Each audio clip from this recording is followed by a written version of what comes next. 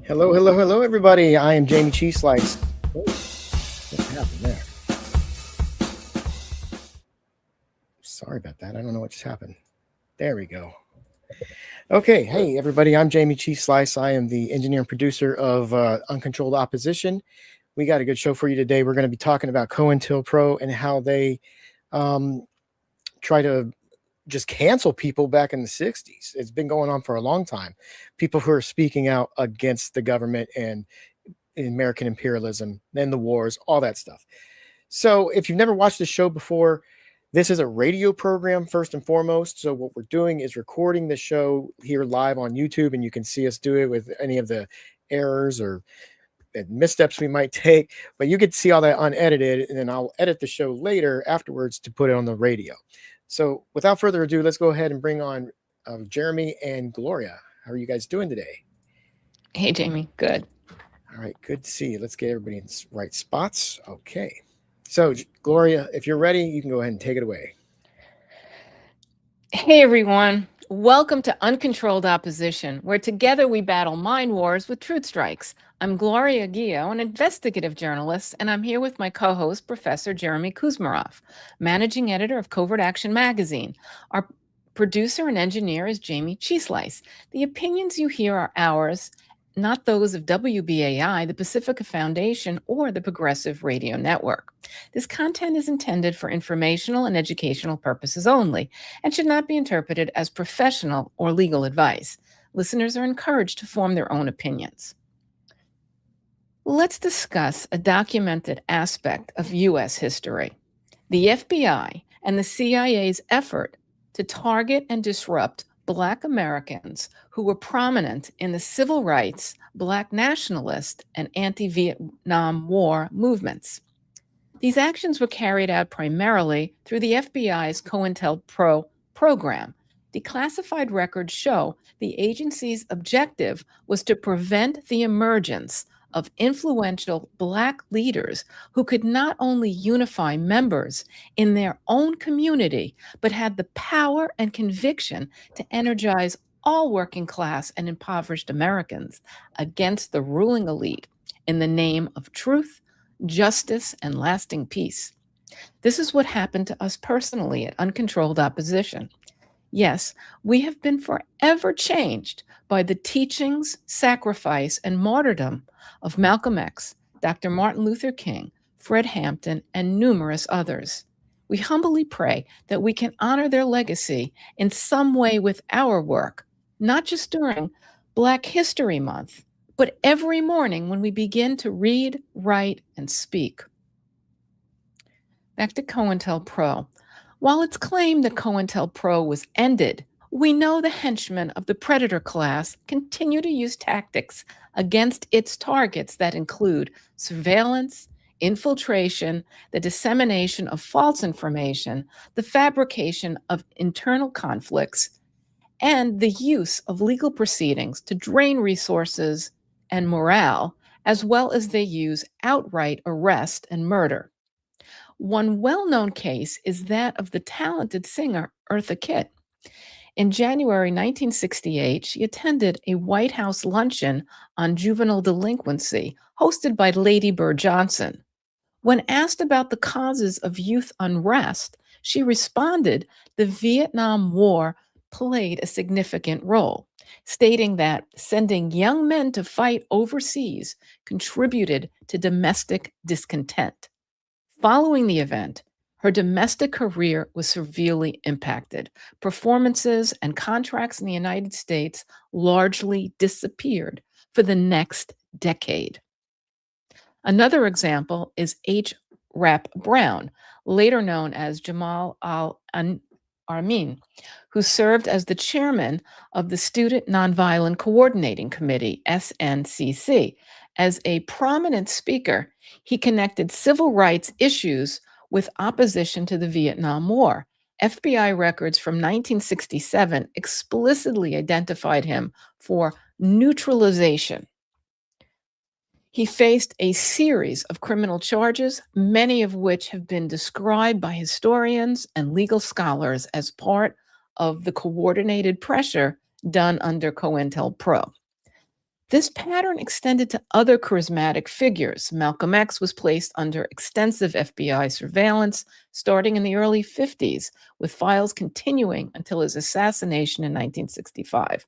Declassified materials show the Bureau worked to exacerbate divisions within the Nation of Islam and his Organization of Afro-American Unity through infiltration, rumor spreading, and efforts to widen rifts, tactics that contributed to internal tensions during the period leading to his death. Fred Hampton, chairman of the Illinois Black Panther Party, was identified as a radical threat by the FBI in 1967. He built multiracial coalitions and community programs that drew significant attention. On December 4th, 1969, he and fellow Panther Mark Clark were killed during a pre-dawn police raid in Chicago.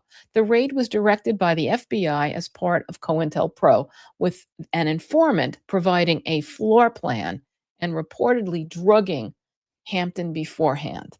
Similar patterns appear in the cases of Dr. Martin Luther King, the Black Panther Party, and other figures and organizations, and illustrate how government agencies historically responded to outspoken Black voices on issues of equality and war. These actions are now part of the public record through declassified materials. Reviewing them provides context for understanding the government's conduct and its implications today. Thank you. Jeremy, please unpack your many articles on prominent Black voices and COINTELPRO for our audience, starting with your recent article on Eartha Kitt titled Lyndon B. Johnson Used CIA to Go After Famous Singer After She Criticized the Vietnam War. And this was published by Covert Action Magazine on February 5th. Production. And yeah, this is Black History Month. So this is a good time to talk about these important issues and injustices that have occurred. And yeah, this is a series I developed with Covert Action Magazine. Black History Month, we've spotlighted the pernicious impact of the FBI's COINTELPRO operation and the efforts to destroy the Black Power and radical civil rights movement. And yeah, I mean, there are huge ripple effects to the present day. It really helped to neuter Black radicalism. Then there's the whole Obama phenomenon, which maybe we can discuss, which could also be, it was also, I think, part of an operation to co-opt the Black radical movement of the 60s.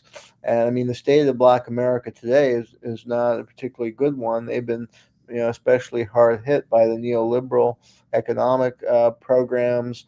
There was a big study run by Tavis Smiley of the state of Black America, and he found deteriorating conditions in the inner cities, and quality of life indicators were very dire in the 21st century. Things like just income levels, health, access to health care, the over incarceration with the war on drugs has targeted Black people. So these are, I think, legacies of the suppression of the movements of the 60s, which are trying to uplift the Black community. And so, yeah, we can look at some of these individual cases that I've spotlighted in different articles, doing research on those topics. And there's the Rap Brown case we could discuss. And yeah, with Eartha Kitt, she was a very talented singer whose songs are still heard on the radio. She sang some famous Christmas songs like Santa Baby, and she played Catwoman in the original Batman series and was just a wonderful actress, very beautiful woman, and also had a good heart, and she had some program for inner city youth, and that's why they invited her to the White House. And she was the only one who had courage to speak up, because they were addressing problems of youth rebellion. And a lot of the women were quiet, although they actually told her after, they thanked her for speaking up. They wanted to say something, but a lot of their husbands, the ones at this particular luncheon, a lot of their husbands worked in the government or worked in the Johnson administration, so they didn't want to say anything negative. But Eartha Kitt had the courage to speak up at the luncheon and to tell Lady Bird and the audience that a reason, youth were rebelling, whether the Vietnam War, they didn't want to be shot and be raised. She said, mothers don't raise their kids to go to Vietnam to be shot in this terrible war, and they're losing respect for authority because they see that the war is based on lies and deception, and a very destructive war for both Vietnamese and American soldiers who are coming back in body bags, who are just kids, a lot of them, 18, 19. And so she said that quite boldly, and that really angered Lady Bird, and also Lyndon, who made an appearance. Lyndon Johnson made an appearance at this luncheon, and he made some very bland remarks, and he really, showed his lack of empathy. And that's what we find in a lot of the predator class. They have no empathy or compassion for regular people, and they're totally out of touch with the lives of people and the difficulty people faced. And they're often the ones establishing these horrendous policies that lead to people's deaths. And just I just want to insert. So anyway, I just want to insert a point of information, Jeremy. We had done a show recently on Lyndon Baines Johnson, and it came out that Kennedy gave him this position on civil rights that he didn't really want. So he, was very reluctant to have this. It wasn't that he was this wonderful human being who aspired for this role. It was that this role was foisted upon him, and he begrudgingly accepted it. Well, Johnson was a political animal. What that show showed, and what the scholarship on Johnson, the critical scholarship, is that he was a political animal, like a Bill Clinton, and a sociopath who killed his way into power, who was an outright racist. Many of his friends and supporters in Texas were outright racists who routinely used the N-word.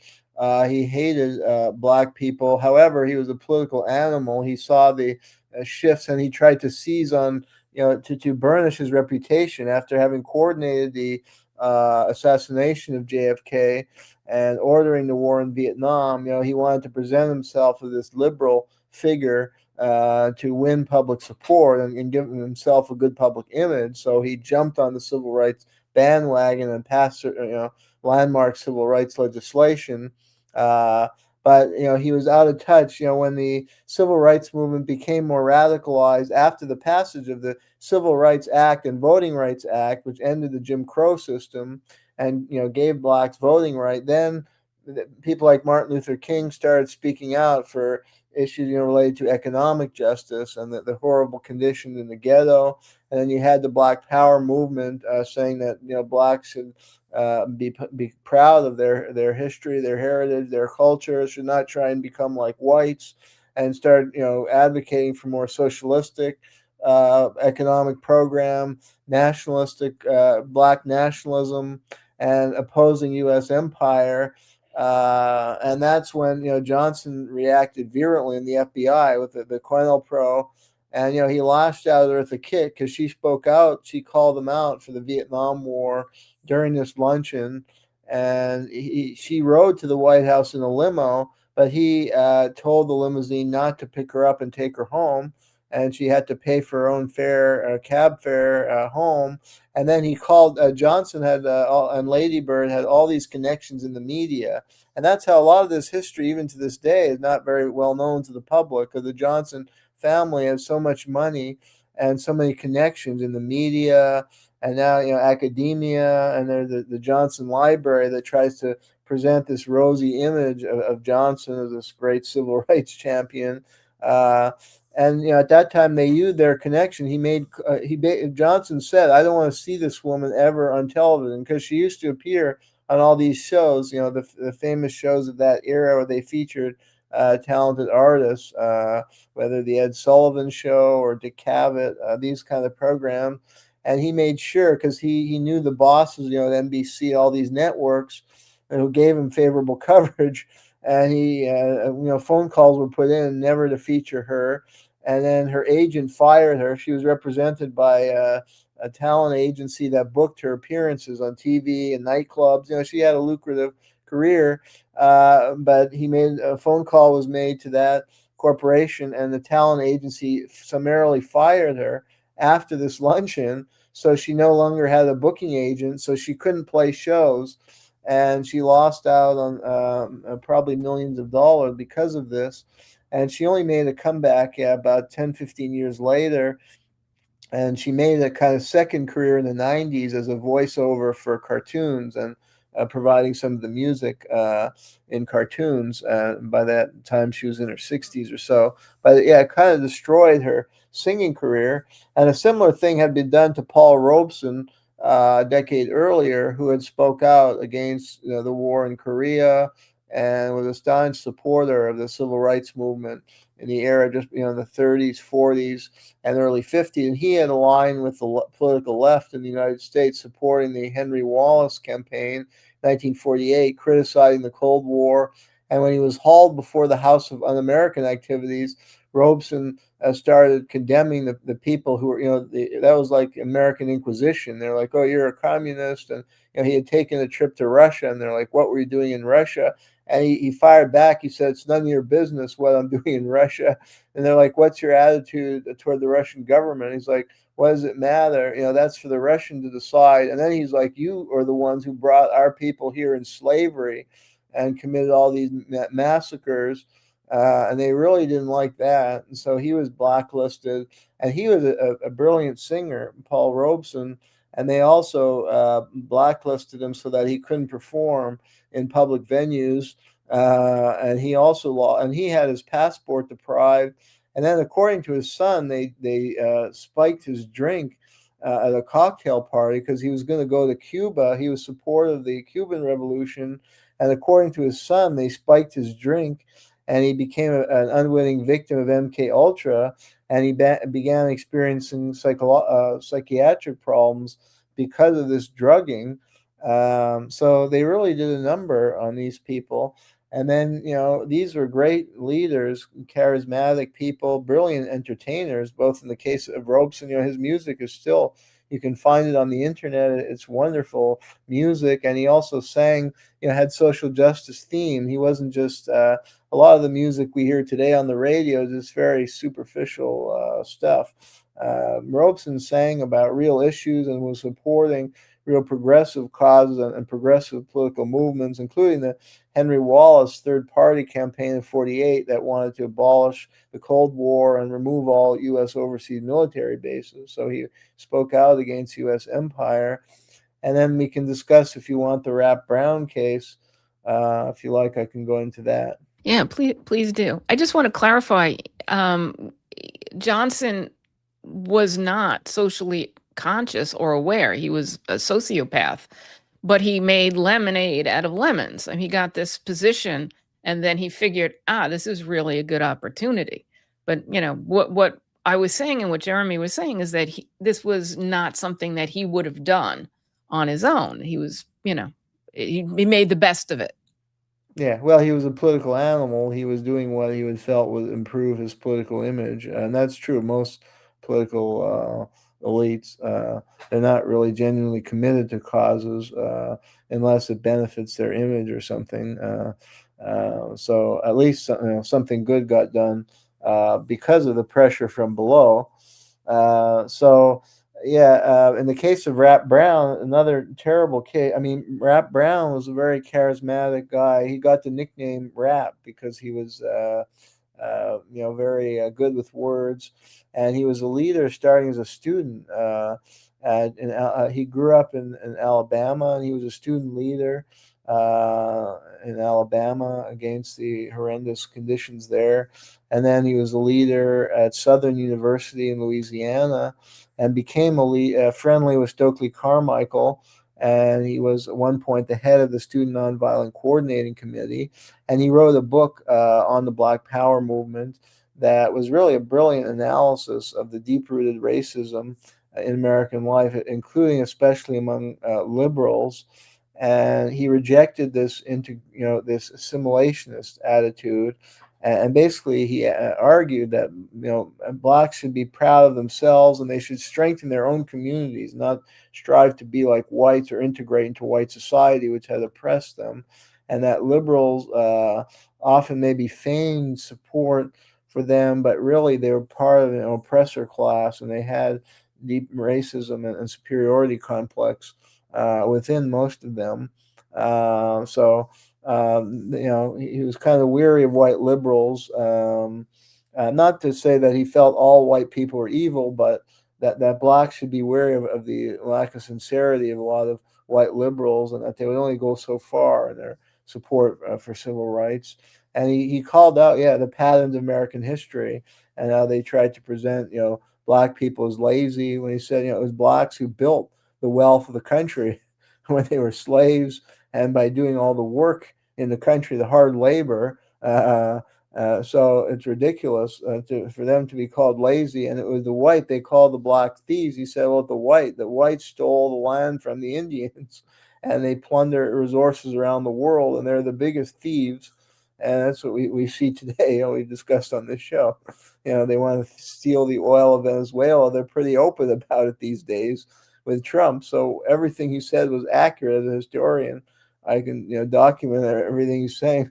So he's a sharp, incisive critic, and they made him pay for that. He would give fiery speeches, and they made him pay a price. They blamed him for race riots, and that's what he was talking about, the insincerity of white liberals, because they would all for civil rights, but then they would condemn the black looting, and they were weary of people like him, as they kind of went along with the dominant media stereotype that he was this dangerous firebrand.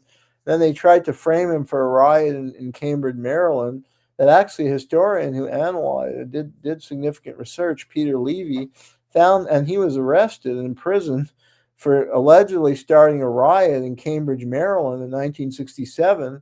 And this historian, Peter Levy, who studied it in depth, found there was actually no riot, that the white town leader and sheriff actually set a fire in the school and let it, or the fire started on its own, and they deliberately did not call the fire department. They let the fire spread so it would burn down black businesses, and then they can frame the blacks for starting it. It was a black school, and say, oh, look how bad these blacks are, and they're violent, and they're burning things, when actually he was the one who blocked the fire department from putting out what started as a small fire.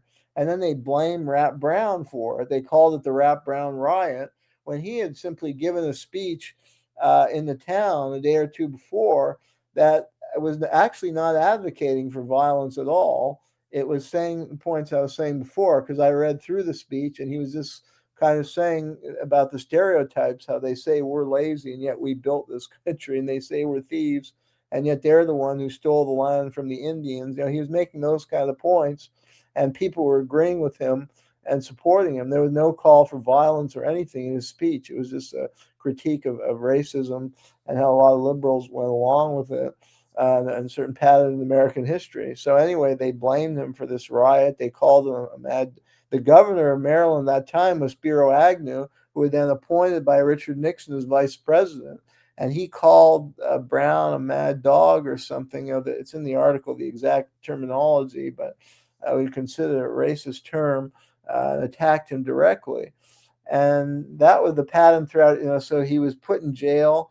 And then when he came out, he continued to organize in the black community, and he was involved with the Black Panther Party. And one thing he was involved in was trying to clean up, because they didn't trust the police. The Panthers were trying to develop more self-policing, and also to root out drug dealers, because that was a bad influence on black youth and corrupting the community. But then they framed him for drug charges when he was actually trying to remove black drug dealers from the black community, and gave him all kinds of charges that he was doing assault charges or weapons charges. And then they framed him for a bombing that he had absolutely nothing to do with. And he came to be represented by William Kunstler, the famous civil rights attorney, who also represented, I believe, the Chicago 8, who were 8 anti-war activists who were accused of planning a riot outside the Democratic Party convention in Chicago when the Democrats had nominated Vietnam War hawk Hubert Humphrey. And that was a very publicized trial. So he had the same lawyer And the lawyer, Kunstler, said that he was constantly framed for crimes he didn't commit, and the state targeted him to destroy him because he spoke up, for social justice, and he inspired. As you said, he was one of the guys like Fred Hampton. We can discuss his case, who really inspired people. He was a magnetic speaker, an orator, and a militant activist. And he said things, he was very authentic. He said it how it is. What's the reality? He spoke truth to power, and so they made him pay a price. And then, he was given he spent 5 years in Attica prison on phony charges, and that's a very harsh prison. And there, I think he converted to Islam. Then he moved to Atlanta and became a leader in the Islamic community in Atlanta, and he opened a store that sold Qurans. And then they framed him for more crimes. And his brother said, they would never leave him alone. They kept one thing after another. They kept harassing him and constantly surveilling him and setting him up for crimes or charging him for things he didn't do. And then ultimately they fingered him for a murder that he wasn't even present at the scene, and somebody else confessed to the murder. And then they tried to, discredit that witness and made like he was mentally feeble or something, when he had a good intelligence and when all the evidence corroborated his own confession. And the trial was complete. Objective observers found that Brown's trial, or Al-Amin by then he was calling himself, was totally unfair and prejudiced, and that there was fabricated evidence used to convict him. And then they put him in he was convicted on murder charges, and he spent 30 years, the last 30 years, tragically, of his life in federal prison. And this is a great leader. Could have been a great leader in the Black community for the last 30 years. Instead, he was incarcerated, but he was continuing to organize inmates and educate them and politicize them and be a leader. And so they accused him of agitation, and they put him in the supermax, where he only got 1 hour out of the cell a day. So this guy experienced tremendous injustice and lived, unfortunately, a very bad life, even though he was a great man, a great leader, a spokesman for civil rights, and he really spoke truth to power. And that is, what we try and do in this show, to live up to the legacy of these kind of people. And luckily, we're able to lead happy lives outside of our work, where some of these people were not. They were murdered, and I guess it's white privilege that they're not, although they try and shadow ban us, but they don't frame us for crimes or have us put in prison or murdered. We're low on the radar, thank God. But if we ever became illustrious, they probably would. I guess, yeah. But and there's other cases, and a lot of these cases may be known to older activists, veteran activists, but younger people need to learn about this history. And these are inspiring leaders like Rap Brown and Paul Robeson and Eartha Kitt. They had the courage to speak out against injustice in society, and they made changes in their lifetime, and they called out powerful interests for terrible thing they were doing. And can go into the case of Fred Hampton before we do that. I just wanted to talk about a point you raised, which is this concept of liberals, and how somehow liberals are any different than conservatives. And Malcolm X, was right on that.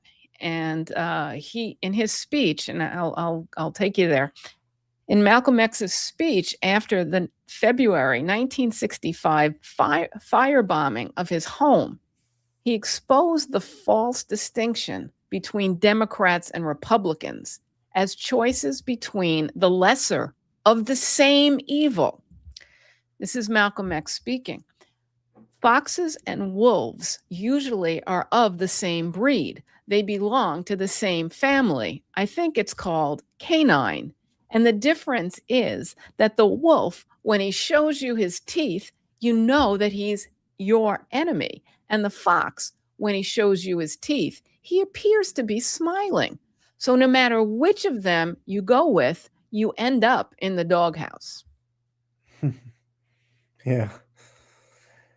And that was a theme a lot in the Black Power movement, because they saw that liberals, yeah, they might support, the end of the Jim Crow system, but when the blacks started, speaking up for genuine economic equality and the transformation of the U.S. political economy, that's when a lot of liberals stepped back. No, because they led privileged lives, and they often relied on black labor in their businesses or homes. And also the U.S. empire, when they called out the U.S. empire in Africa, like Malcolm X spoke out stridently against U.S. imperialism in Congo and South Africa, and so did figures like Rap Brown. And a lot of white liberals had investment in Africa, or were invested in the U.S. Empire. They might have criticized some excesses like Vietnam, but they weren't against the entire imperial project. Especially people who worked in corporate America. U.S. corporations benefit tremendously from their overseas investments that requires often military or covert operations or installing particular governments, and the theft of resources. That was a theme in a lot of Malcolm X's speech, how capitalism and U.S. imperialism result in the theft of African resources. And that's also what Rap Brown was talking about. And he said, they called the blacks thieves, but it was the whites who went into Africa and stole and plundered all their wealth. And that kind of rhetoric didn't always resonate with white liberals, because they were often invested. They were either directly working for companies that may have profited in Africa, or they're just invested in the American imperial project to a certain extent, and they lived a certain privileged life. So they were direct or indirect beneficiaries. So they wouldn't go so far in their criticism of that. And there is also the issue of superiority. They wanted the blacks to become more like the whites. That's the way they could become, uplift themselves. And Brown and Malcolm X and Fred Hampton said, no, we don't want to become like the whites. We don't want to become, hypocrites and thieves. We want to, be proud of our culture and flourish in our communities, not become like you. So that's also a difference. And there was a certain patronizing aspect to a lot of these white liberals who, claim to want to help the black become better by becoming more like whites, and were often patronizing toward them. And Brown's book is really good. It's still, I read it because he passed away this year. That's what prompted me to write the article about him. So I reread his book, which I had read because as a master's student, I decided to do my master's project on the Black Panther Party, because I had done a previous project on the war on drugs, and I was starting to learn more about the 60s era movements and the Vietnam War. So I picked the Black Panther Party. So I read a lot of this literature, people like Stokely Carmichael, and I did a lot of primary research reading old Ramparts. Ramparts was a great magazine in the 60s that was against the Vietnam War and featured Black Power writers like Stokely Carmichael and Eldridge Cleaver. So I really enjoyed doing the research for that project. And I read Rap Brown's book at that time, about 20-something years ago, and it really resonated at the time. And then I reread it because it was very clearly written and explained his position very clearly. And had a lot of good insights on the. And also he was critical of this kind of because he argued that blacks were like a colonized people in America, and he kind of argued that they should be conscious of the neocolonialism of the mind, that a lot of blacks embrace the idea we should become more like whites and kind of reject our own community and our own heritage and values and our own people, and then they kind of leave the community and enter the middle class, but they forget where they came from. That's what he was worried about too, and they end up part of the exploitative apparatus. And then, Black Agenda Report, I think, is built off that critique, has a good critique of the black misleadership class that we see today, that often just embrace a lot of the dominant, policy of the white ruling elite and imperialistic policies and neoliberal policy that actually screw over a black working majority of the black community. So that's what Brown was warning about back in the late 60s, and others like Stokely Carmichael, and were promoting pride in black culture. So anyway, rereading the book now, it's a very insightful Just curious, book. what was the first book that you read, or the first experience you had that turned you on to what's going on in the world by a Black author? Do you recall? I don't know. I mean, I was studying history, and as a Jewish person, I had studied a lot of Jewish history and the Holocaust, and identified more with oppressed groups rather than the oppressor. And I hadn't really learned much about that history. So I enjoyed learning about that, learning about American history, and especially identifying more with the oppressed groups in American history, and trying to better understand their perspective and the pushback, their effort to fight back was inspired me to learn more about that. So I'm glad I had the I remember opportunity my to- first book. It was the autobiography of Malcolm X. And I was in 6th grade, and I went to a pretty white school out in Long Island. And my mom wasn't that involved in my schoolwork, to say the least. And I got finally to the library much later than the other kids. So when I got there, all the other books were gone on autobiographies of, different figures in government and industry. And just eye level with me was the autobiography of Malcolm X. And I saw the X and I thought, wow, that's so cool. And I was a really little kid. So I took it down and I read it. And I've never been the same. It was mind blowing. And I've since looked at life from that perspective. It was, really an incredible experience reading that at such a young age. And delivering the book report was fun too to the class. But yeah, it's these illuminaries. They're dangerous because they not just communicate to their own community, but they communicated to me, and they communicated to Jeremy, and they changed us.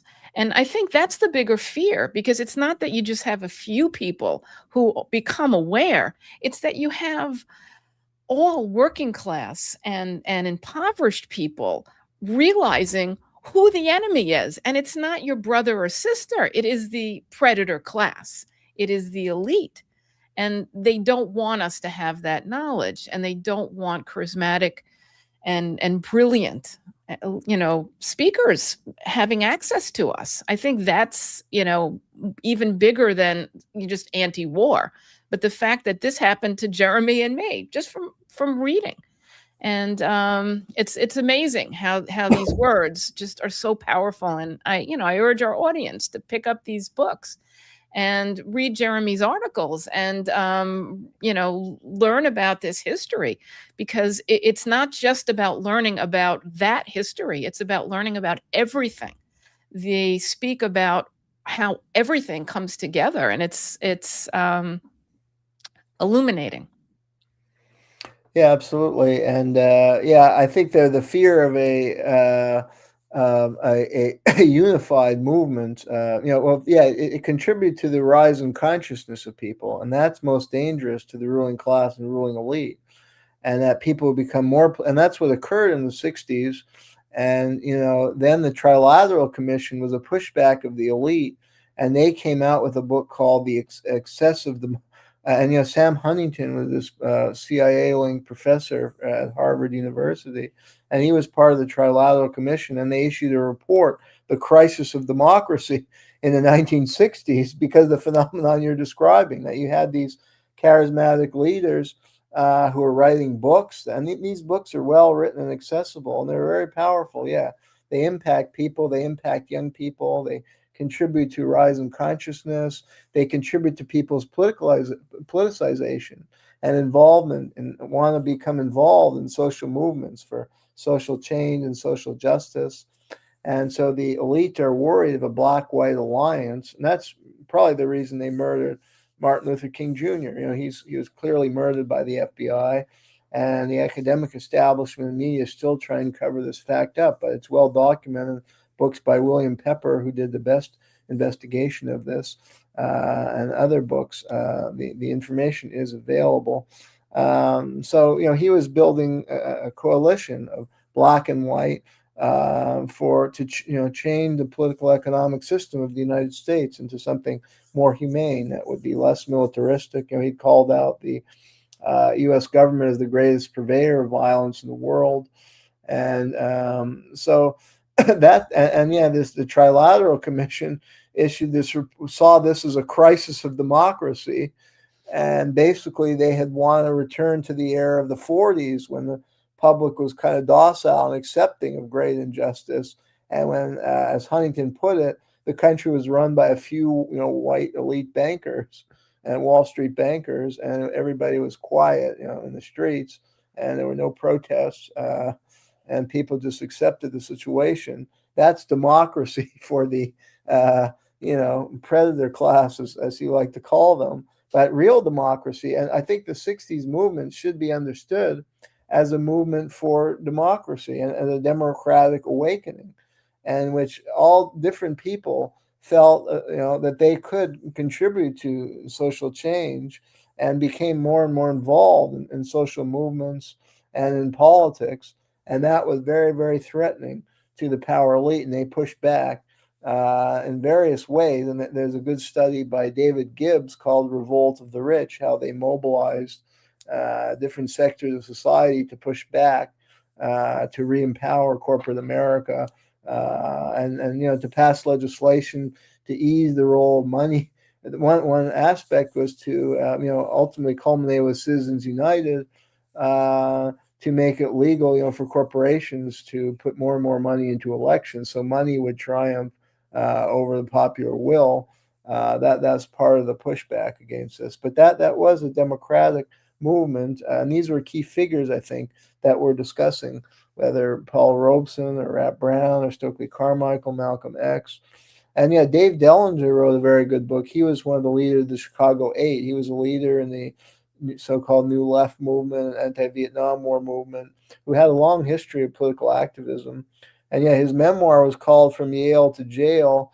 The second book he wrote was, he framed the 60s as a movement for democracy and a democratic awakening. And that was the title of his book. That was kind of a reflection on that era. So, and that's what we need to revitalize. Yeah, and I used to teach a course on the 60s movement. So these is a great era, I think, in American history. And there had been a conservative pushback, but I think now the time is ripe to have a new democratic awakening, and we can use some of these past leaders as great role models for today, recognizing that the repression they faced may also face leaders today, however, or movements today. However, there's ways that we can plan for that. Well, one thing that they also brought up was they looked at international politics and international affairs from a working class perspective. And that was very dangerous because no longer were the South Vietnamese an enemy. They were working class people. Not only were the North Vietnamese an enemy, they were working class people. So once you unite with working class people internationally, you realize that they're not your enemy and you're being played. And, we see this right now with, let's say Gaza and Israel. Everyone is, not everyone, but many people are anti-Israeli and anti-Jewish. And really, the Jews and the Israelis are as oppressed as anyone else. It's a ruling elite that are doing these genocides and are manipulating the population and brainwashing them. And they are basically MK Ultra. You have to join the military. You have to be indoctrinated. There's all of these indoctrinations. So what we really need to do is look at the predator class and stop looking at people who are in our socioeconomic level or who are being even oppressed worse than we are. If we are, moderate income or middle income, but looking at the impoverished and what's going on there. So, it's just critical that we see things the way these fantastic leaders had taught us to look at everything from a class perspective and not based on race. The new left movement, the old left looked at everything in a class perspective. The new left wasn't always focused on class divisions. The Black Power movement was focused on the empowerment of Black people. It did condemn U.S. imperialism, especially toward people of color around the world. I mean, I think for today we can combine aspects of the old and new left. The old left is associated more with the Socialist Party and Communist Party, the 30s and earlier, that had a concrete program for nationalizing industry and looked at everything more in the lens of class, where the new left kind of distanced itself from the old left and didn't want to adopt any Marxist terminology, in part because of the stigma of McCarthyism. So I think, I mean, just as a historian, it's important to understand some of those distinctions. I think, movements today can borrow, yes, from the ideas of both the leaders in the old left and new left, who had highly positive qualities in different aspects. One of the things we talk about a lot is how the left was infiltrated and how the old left became the new left through infiltration, and also through the promotion of certain ideas that stopped really independent thought, in teaching, in universities, in publications. Unless you're doing identity politics, you really can't get a gig if you want to talk about economics and class struggle. You can only get a gig if you want to talk about all of these divisions. And these divisions are just ways to break us up and make us weaker. I mean, it's only through the unity that we can really make any changes. And that's one of the key things that these leaders had taught us, especially Fred Hampton. I mean, they would go out, the Black Panthers would go out to these areas in the South that were all, waving the Confederate flag. And they would go in there and they would talk to people, one-on-one and in groups. And, people would walk in and they would be like, oh, what's going to go on here? They were all angry and everything else. Once they understood, they were awakened. They realized that there's really no difference between the oppression of whites or blacks if you're in a certain class. And they forged friendships. And it's we need that communication. And we need those leaders who know how to speak to everyone. Well, yeah, the Black Power movement, though, was not as interested in going into white communities who they wrote off as racist, but in trying to empower the Black community to become more autonomous and successful independently. So there were deep distrust for good reason of the whites. So, yeah, I think it's true that Martin Luther King was trying to build a cross-racial alliance against the Vietnam War and for transformation of the U.S. political economy in more socialist direction. And then he was assassinated. I think the tactics of COINTELPRO have become more sophisticated to address some of your points. It may rely less on the brute repression of yesteryear into more sophisticated ways of infiltrating and co-opting social movement like Black Lives Matter, for instance, steering them away from any kind of radical critique of political economy or U.S. empire, or putting in people like Barack Obama in the political system. With my book, I recommend listeners read my book on Obama. His memoir was an attack on the Black Power movement. It included a section mocking Stokely Carmichael, and he has a background in the CIA, his whole family. He worked for the CIA right after he graduated Columbia University. His grandfather has ties to U.S. intelligence agencies. His mother has ties to U.S. intelligence agencies and worked for the U.S. empire in Indonesia during a period of U.S.-sponsored genocide in Indonesia. So Obama is something that Rap Brown warned about. And I interviewed many people in the Black community for my book, and I can't repeat on live air the thing they said about Obama. He was wasn't favorable as a traitor from the beginning. It was known who he was. They called him Alabama at the Harvard Law School.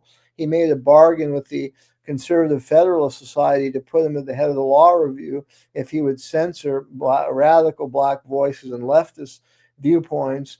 As a state senator in Illinois, he got all his support from white wealthy liberals, and he supported their causes. He didn't fight and champion the cause of the Black community, which is the same issues in the 60s they were pushing for: more Black-owned businesses, fighting against a fair police force and against police brutality.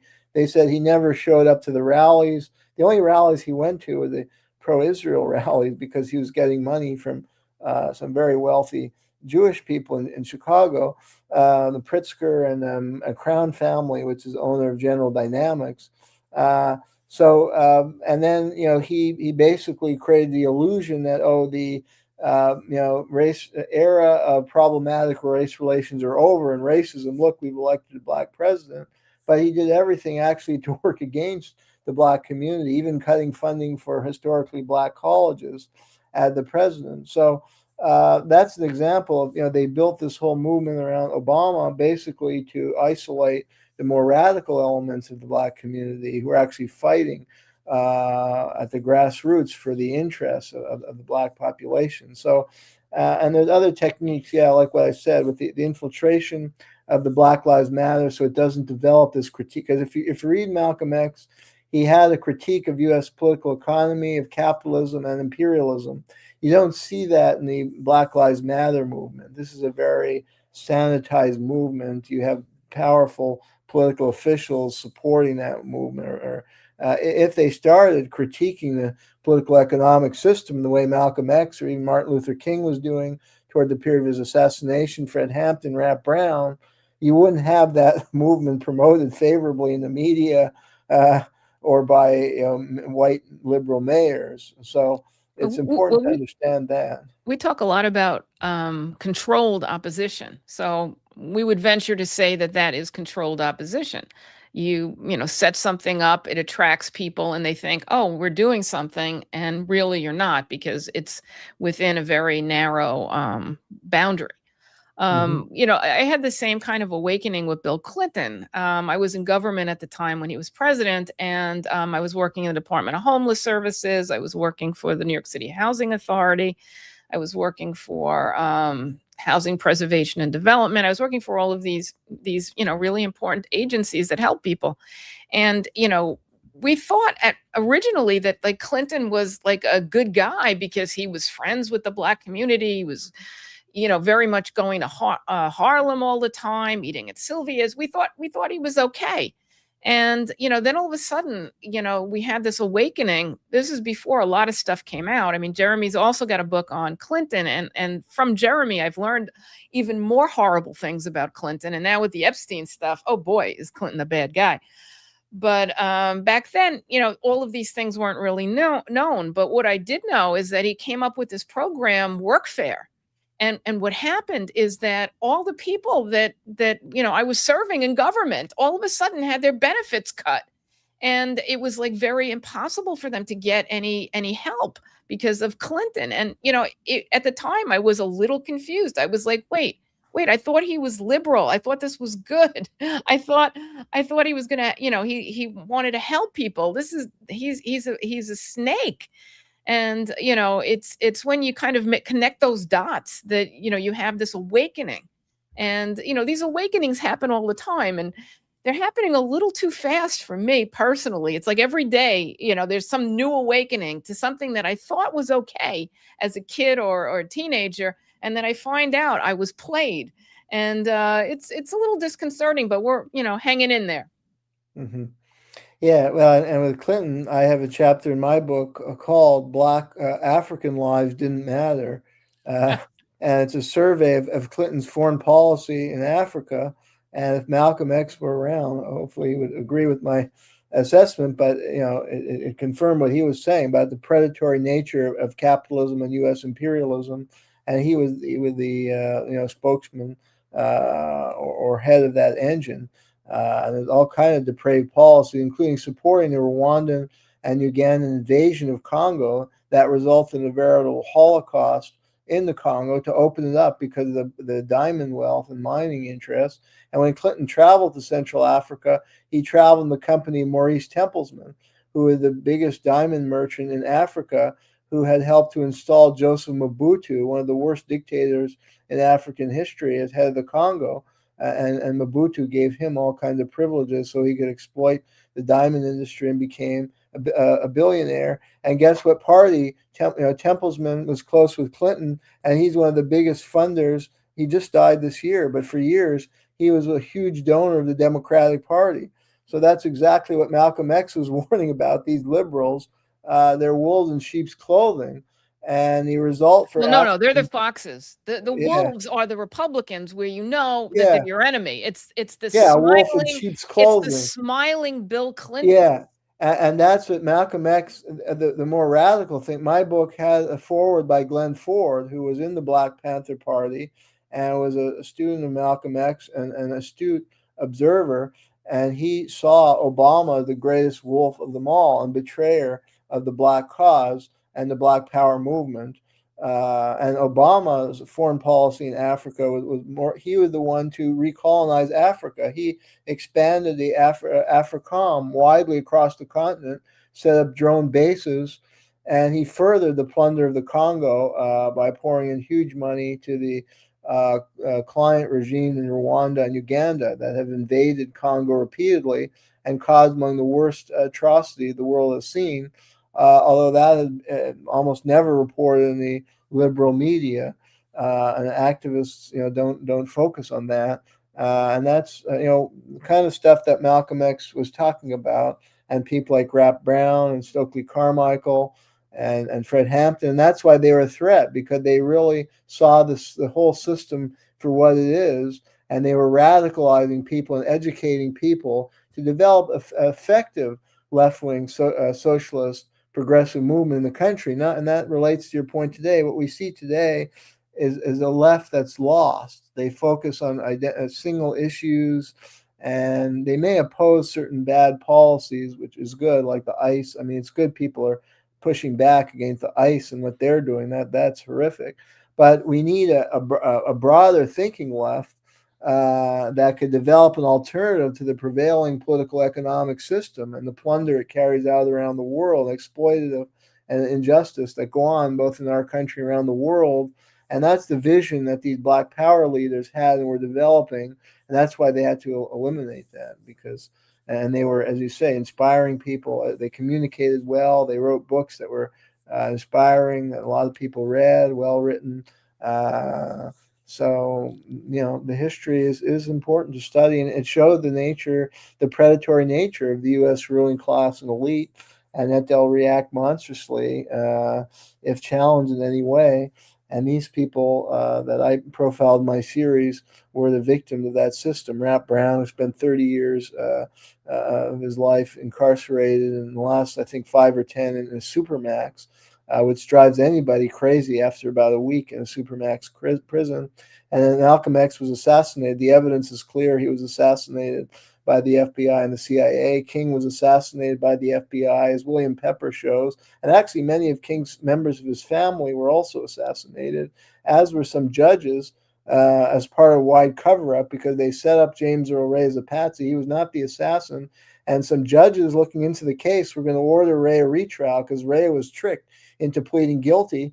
And when they were about to order a retrial, they turn up dead.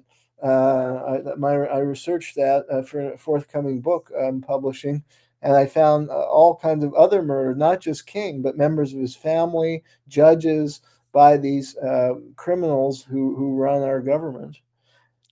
Well, we're got to wrap it up. So, Jeremy, please tell our audience how they can follow your work and purchase your books. Okay, and yeah, we didn't even get into Fred Hampton. He was murdered by the FBI, and he was a great, only 21 years old, a brilliant young man. So yeah, you can find me on Substack, Too Hot for the Mainstream, Covert Action Magazine, and JeremyKuzmarov.com, where all my books, you can buy my books there. And I have a new book coming out either later this year or next year on political assassinations. So, and that some of these cases, these articles are featured in that book. Yeah, Jeremy is an expert on murder, torture, assassinations. Anyway, okay. Well, the opinions you hear are ours, not those of WBAI, the Pacifica Foundation, or the Progressive Radio Network.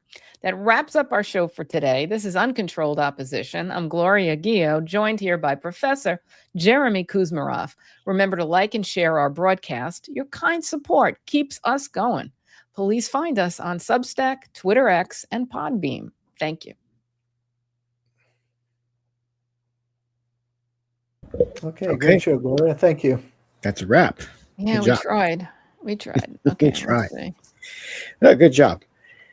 So is there anything else you want to talk about? I just wanted to say we really wanted Cynthia McKinney here, but her schedule didn't permit.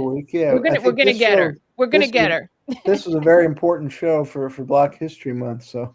But we're gonna get her. At times we can get her, yeah. Yeah, and I think there's a lot of people that are in a great role model for everyone. Yeah, I think there's a lot of people that are in this space that would be interested in your articles as well, especially like the guys over at Revolutionary Blackout Network. So maybe they'll give you a contact and try to bring you on. I saw you talking about this with Garland Nixon last week. So yeah, it's a really good subject for this month, especially. So hopefully it gets more traction. It's really, really interesting stuff. I don't know if you've ever seen this these videos that Fiorella's brother was circulating a while back that showed Panthers in with the Confederate people, and did you see those, Jayme? I've seen them. Yeah, they went. I don't think Jeremy has, but like I mean it's amazing he goes into these places, they go into these places and you think they're going to get killed, and they come out and everybody's kumbayaing because the messaging and the intelligence and the heart of these speakers, which is why they were so afraid of them, why the predator class was so terrified of them, because they really are huge, just huge luminaries. It's interesting because I gotta run because I got another appointment. So okay, all right. Well, let me just say, I gotta get those videos to you. Okay, take care. All right, take care, Jeremy. All right. So yeah, it's really interesting because you see them. They well, I don't know if it's just still photos, because when they would go into these meetings, I saw videos. Oh, there were videos of it too. Yeah. He's got videos. I gotta get them. It's like I saved them, but I'm not sure where I put them. They go into, like, you'll see black people go into these groups and they're like Klansmen. Yeah, no KKK people, but they go and say, you don't like me and I don't like you, but we have a hell of a lot more in common with each other than we do with these people that are at the top running everything. And you're getting screwed. We're getting screwed because you're getting screwed too. So we need to do something about it. And they come out of the meeting saying, you know what, you're right. I gotta give Johnny a call and get those videos, and we can hopefully link them to the show, because it's amazing what I don't know, a spiritual energy, a intelligence that these leaders had, that just really just cut through everything and just touched your heart. I mean, he even interviewed somebody. I can't remember her name, but she was somebody who did that. She said we went into those meetings and stared them right in the face, and you could tell they hated us, but we came out of that meeting working together. So it's rare to find that talent and that soul and that intelligence and that. This is where divide and conquer comes into play, and the ruling class done an exquisite job of divide and conquer. They've spent billions of dollars to do it and do it effectively. And I think a lot of this we're seeing it coming out in the Epstein files, and we haven't even seen half of that stuff. And we already know it gets much worse. I'm watching this stuff, and they redact the names of the perpetrators and release the names of the victims. I mean, are you kidding me? It's like, so the FBI is doing this too. You're protecting the people you're supposed to be arresting, and then you have Pam Bondi saying, "Oh, well, if we arrest these people, then the system will collapse." Point of order: if the system is being propped up by a bunch of pedophile cannibals, maybe that system shouldn't exist. So if the system's collapsed because you arrest these people, then there's something fundamentally wrong with the system. And in the middle of our inquiry, she starts talking about the Dow being up and how good that is. I Some mean, yeah. it's just incomprehensible. I mean, like what she's saying, it's just what a Yeah. nightmare. I But the saw only some thing I good can memes say is about I'm that. glad it's out in the open and people are, forced to focus on it. And it's just the horror. Yeah, and The at least horror. normies are they're starting to wake up. And I guess that's why I'm sitting here frustrated. I'm like, these Epstein files just revealed like horrible things about the people who run us. But And not their names. well, yeah, but we don't need to know their names to know that the people are there. And that's happening, right? Well, if we do need to know their names, they Well, we should be do need to know the names, prosecuted. but we don't They need their should names be to wake. in We don't there, need their not names to wake black people up. leaders. We don't need the names to wake people up to the fact that this stuff is going on. And it's like, okay, we know there's people in there. Let's go get the names. But to wake people up, I think it's like we found out all this horrible stuff and people aren't revolting. It's like, wait a minute, you're telling us that our leaders are doing this, and everybody's just kind of they're sluggishly waking up. I think you're starting to see more and more people starting to go, wait a minute, like this isn't right. And like normal people, like people that don't go down these rabbit holes, that they're starting to at least stir and realize maybe I got to pay attention to this stuff. And I'm hoping we see more and more of that happening. And we've got only a few people in Washington that are doing the right thing, like Thomas Massey, and they're going hard against him to try to get him out of office. So for us to be successful, we can't, be saying, okay, well, I'm a woman, you're a man, so I can't work with you. Or you're white, you're black, I can't work with you. yeah, right. Or, We got to I mean, put all that you're aside. gay or you're straight, I can't work with you. I mean, the whole thing is we are united, and that's where we have We're to not come cannibals, together. and they are. Well, let's get rid of the cannibals. I mean, I think And we can agree on that. folks, we are the prey. We call them the Right. predator class, but we are their prey. And Yes. this exposes how disposable we are. They're to like the predator vampires. class. They're kind of like real life vampires in a way. And I think sometimes they think of themselves like that. And the demonic stuff there, you don't have to believe in Whoa. that stuff, right? Whoa. You don't have to believe in it, but they do. And they're acting on that stuff.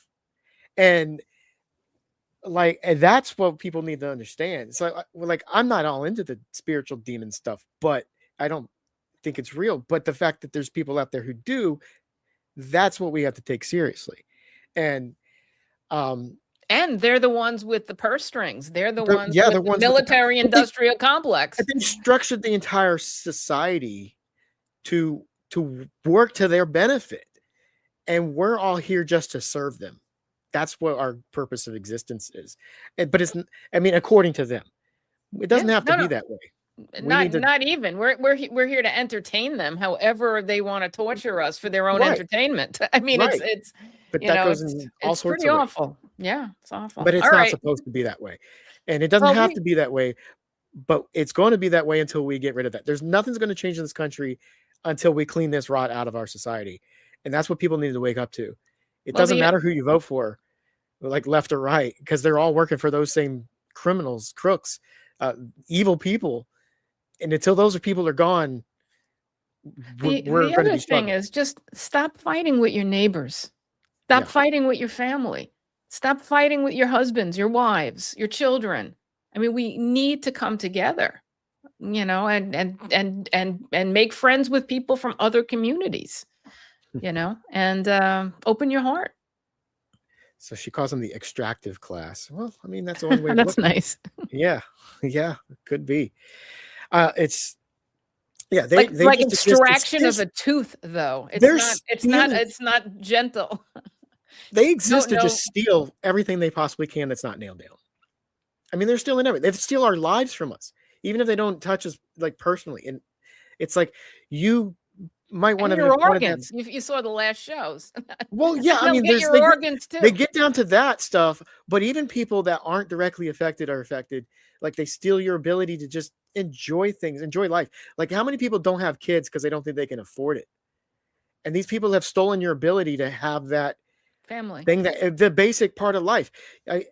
How many people struggle with dating because of like the way they've structured society? It makes just dating someone almost feel impossible these days. It's scary. I mean, for both parties. I mean, for males, God forbid you say the wrong thing, or you you lean in for a kiss, boom, you're a predator. Yeah. And then it's just everybody's on edge that you have an enemy. And a lot of this stuff has been structured by these people who are running everything. They've set it up. And like, if we want our lives to be better, we have to get rid of them. And if we don't get rid of them, then I guess we deserve what we got. I mean, like, literally, like, if we're going to show that we're not going to do anything, they could literally start broadcasting their horrible activities live on TV, and we won't do anything. One thing I do want to say, point of information, is that here at Uncontrolled Opposition, we do not advocate anything violent in any way, shape, or form. When we say get rid of people, it is just metaphorical. It is metaphorical. It does not mean, anything violent in any way, shape, or form. Power. They can no longer hold the reins of power and determine how we are supposed to live in our lives. That's what I mean. We see our role here is just basically getting out alternative thoughts to people so that they can take what we say, think about what they're hearing in other places, and think for themselves. So we're not, advocating anything, even our point of view, just that we're putting our point of view out there so you can take our point of view and compare it to the other point of views that are out there,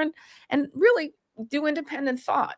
And independent thought is so important. It really is. It's not, reciting something. It's pondering and saying, gee, what did Malcolm X say? Let me read some.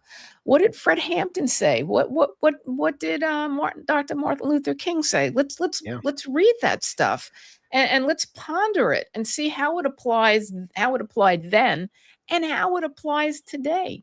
And have that going on. So it's amazing. A lot of these things that were talked about 30, 40, 50, 60 years ago, they're still relevant today. I mean, there's a lot of people that we should be looking at. And sometimes they put it, I mean, sometimes the information or the ideas come from weird places, like maybe even comedy, like Idiocracy. And people watch that movie and say, it was a dumb movie when it came out. Now people look at it and says it was a documentary of the future. I think because that's what we're living with. I haven't seen it. Oh, all right. You gotta watch that one. Yeah, okay, that one is dumb, but you need to watch that one. But and then George Carlin too. Like people say, he's ahead of his time. No, he was not ahead of his time. He was a man of his time. He saw what was happening and he tried to warn us. That's what he was. And now everybody's saying, he was right. Well, he was right back then. If people want to watch something good, you can go on YouTube and put in They Own You by George Carlin. And it is about 4 or 5 minute monologue of, his comedy that is just, so on target. And it will never age. It will never age. They own you. Yeah. You don't have politicians. You don't have leaders. You have owners. They own you. Yeah. I think that's the same one he did where he did It's a Big Club and You're Not in It. Right. And then everybody forgets the next part of that. He says, and then they take that club and they use it to bash you over the head with it. Which is true. He got that part right too. Yeah, he was really phenomenal. All right, let's wrap it up. Thank you for watching Uncontrolled Opposition. We'll be back with another episode next week. And thanks to Craig Pastor Jardula for helping us run this show. So see you later. Have a good weekend. Bye, everybody.